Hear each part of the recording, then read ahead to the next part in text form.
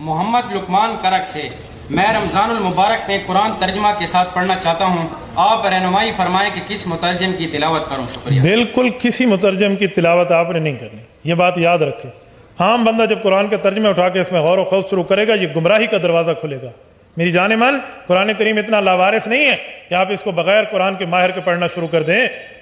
ڈاکٹری میڈیکل کی کتاب آپ بغیر ماہر کے نہیں پڑھتے، تو قرآن کریم بغیر ماہر کے آپ کیوں پڑھیں گے؟ ترجمے آپ کے لیے نہیں ہے، یہ طالب علم کے لیے ہے، یہ انڈر کنسٹرکشن عالم کے لیے ہے، جو ابھی زیر تعمیر ہے، یہ اس کی مدد کے لیے ہے۔ آپ کو چاہیے آپ نے ترجمہ پڑھنا ہے تو کسی عالم دین کی زیر نگرانی پڑھیں۔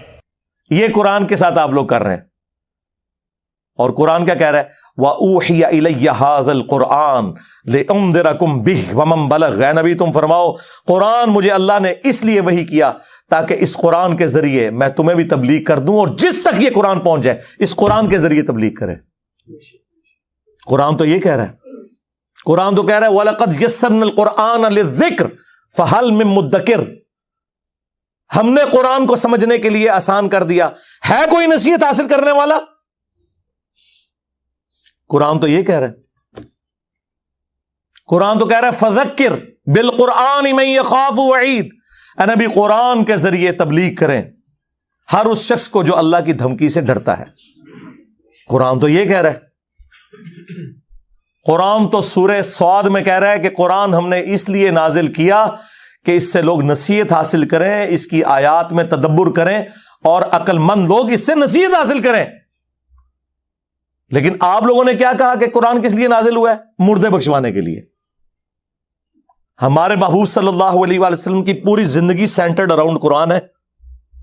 آپ کا انسٹرومنٹ آف دعوت قرآن ہے۔ وَأُوحِيَ إِلَيَّ هَذَا الْقُرْآنُ لِأُنذِرَكُمْ بِهِ وَمَنْ بَلَغَ۔ اے نبی تم فرماؤ قرآن مجھے اس لیے وحی کیا گیا تاکہ اس قرآن کے ذریعے میں تم تک بات پہنچاؤں، جس تک بھی پہنچے۔ اور وہ دیکھیں کیسی پہنچائی ہے۔ صحیح مسلم میں یہ حدیث ہے، نبی علیہ السلام نے حجت الوداع کے موقع پر فرمایا تھا میں تم میں ایک چیز ایسی چھوڑ کے جا رہا ہوں جسے پکڑ لوگے کبھی گمراہ نہیں ہوگے، وہ اللہ کی کتاب ہے۔ اچھا، حجت الوداع کا جو خطبہ مسلم شریف میں آیا نا، اس میں صرف قرآن کا ذکر ہے، حدیث سنت کا ذکر نہیں ہے، کیونکہ سنت کو ماننا قرآن ہی کو تو ماننا ہے، قرآن نے نہیں کہا ہے نا من یطع الرسول فقد اطاع اللہ، جس نے رسول اللہ کی اطاعت کی اس نے اللہ کی اطاعت کی۔ ٹھیک ہے، ایک حسن درجے کی روایت ہے حاکم کے اندر، قرآن اور سنت دو چیزیں، لیکن حجت الوداع کا جو خطبہ مسلم شریف میں آیا اس میں صرف قرآن کا ذکر ہے، لیکن وہ لکھی رہ گئی مسلم میں حدیث، یہ حدیث مسلم شریف میں ہی لکھی رہ گئی کہ اللہ تعالیٰ اس قرآن کی وجہ سے قوموں کو عروج دے گا اور زوال دے گا۔ وہ زمانے میں معزز تھے مسلمان ہو کر، اور تم خوار ہوئے تارک قرآن ہو کر۔ یہ مسلم شریف میں حدیث لکھی رہ گئی جی، یہ مسلم میں ہی لکھی رہ گئی حدیث۔ القرآن حجت لک او علیک، قرآن قیامت کے دن یا تو تیرے حق میں گواہی دے گا یا تیرے خلاف گواہی دے گا جی۔ اور وہ خلاف جو گواہی ہے وہ قرآن میں آ گئی ہے، وہ صرف قرآن نہیں، صاحب قرآن بھی۔ سورہ فرقان آیت نمبر 30، وقال الرسول یا رب ان قوم اتخذوا هذا القرآن مہجورا، اور رسول اللہ قیامت کے دن شکایت کریں گے کہ اے اللہ میری قوم نے قرآن کو پیٹھ کے پیچھے ڈال دیا تھا۔ ہاں، ہمیں شفاعت رسول کا بتایا گیا جو برحق ہے، عسیٰ ان یبعثک ربک مقاما محمودا، کوئی شک نہیں۔ اللہم اجعلنا منہم، اللہ تعالیٰ ہمیں ان میں کرے جن کو رسول اللہ کی شفاعت نصیب ہوگی صلی اللہ علیہ وآلہ وسلم۔ لیکن یہ تلخ پہلو ہے کہ نبی علیہ السلام نے شکایت بھی لگانی ہے، جس کی شکایت لگ رہی ہوگی وہ شفاعت کس منہ سے کروائے گا؟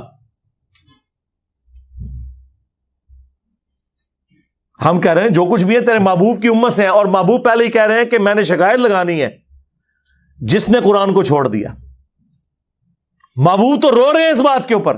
بخاری اور مسلم دونوں میں حدیث ہے، عبداللہ ابن مسعود رضی اللہ تعالیٰ عنہ کہتے ہیں ایک دن نبی علیہ السلام ممبر پہ چڑھے اور میں آڈینس میں نیچے بیٹھا ہوا تھا، تو رسول اللہ نے کہا عبداللہ ہمارے قریب آؤ۔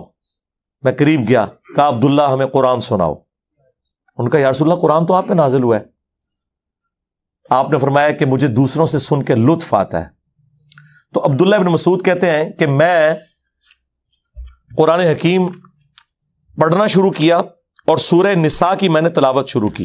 آپ شوق دیکھیں کہ سورہ نساء شروع کی انہوں نے 40 آیات پڑھ دی, نبی علیہ السلام ممبر پہ بیٹھے ہوئے ہیں اور وہ نیچے قرآن تلاوت کر رہے ہیں اور حضور اس کا لطف اٹھا رہے ہیں.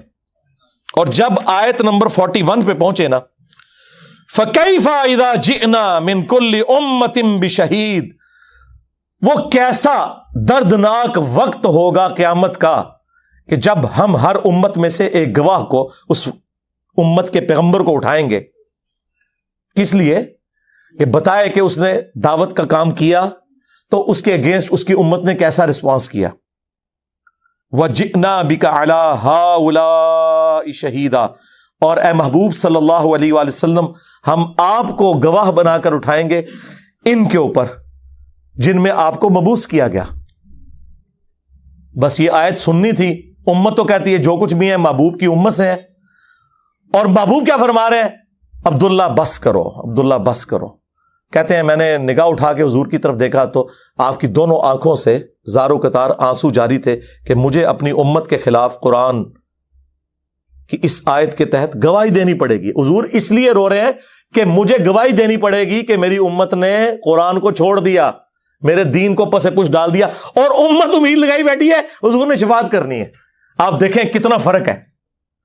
بخاری مسلم دونوں میں حدیث ہے, نبی علیہ السلام نے فرمایا جو لوگ زکوٰۃ نہیں ادا کرتے اپنے مال کی, کان کھول کر سن لو, ایسا نہ ہو کہ قیامت والے دن کسی کی گردن پہ اس کی وہ بکری سوار ہو جو بکریوں کا ریوڑ اس نے رکھا ہوا ہے اور اس نے اس کی زکوٰۃ نہیں دی, اور وہ مجھے پکار رہا ہو اغثنی یا رسول اللہ, یا رسول اللہ میری مدد کیجئے, میں تمہارے کچھ کام نہیں آؤں گا, میں نے جو کچھ بتانا تھا دنیا میں تمہیں بتا دیا. آپ حیران ہوں گے, میٹرک میں جب میں پڑھتا تھا 1992 میں, تو بریلویوں کی ایک جماعت تھی انجمن طلباء اسلام ATI, ان کا جو بیج ہوتا تھا نا اس پہ لکھا ہوتا تھا اغثنی یا رسول اللہ. وہ سیدھا بھی ہوتا تھا, گول بھی ہوتا تھا, گرین کلر کا اور گولڈن رنگ کا, اغثنی یا رسول اللہ. کاش اس کے نیچے بخاری اور مسلم کی اس حدیث کا نمبر لکھا ہوتا جس کے اندر یہ جملہ آیا ہے. ہم تو اس کو لیتے تھے یا رسول اللہ ہماری مدد کرے, لیکن یہ جملہ تو نبی علیہ السلام نے امت کے لیے ٹانٹ کے طور پہ بولا ہوا ہے کہ تم تو مدد مانگو گے, میں نے تمہارے کام نہیں آنا. کیوں؟ اس حدیث میں الفاظ ہے میں نے تمہیں دنیا میں بتا دیا تھا, کہیں ایسا نہ ہو کہ کسی کی گردن پہ اس کی گائے سوار ہو جس کی اس نے زکوٰۃ نہیں دی, جب وہ گائے 40 کے عدد کو پہنچے, یعنی عام گائے کی زکوٰۃ نہیں ہے, اور وہ چیخیں مارتا ہوا کہ اغثنی یا رسول اللہ, یا رسول اللہ میری مدد کرے, میں نے تمہیں دنیا میں اللہ کا پیغام پہنچا دیا تھا, میں تمہارے کچھ کام نہیں آؤں گا. پھر نبی علیہ السلام نے اونٹ کا سوار ہونے کا ذکر کیا, تو اندازہ کریں اللہ کے نبی علیہ السلام نے اپنی امت کو ایک ایک تفصیل کھول کر بیان کر دی ہے,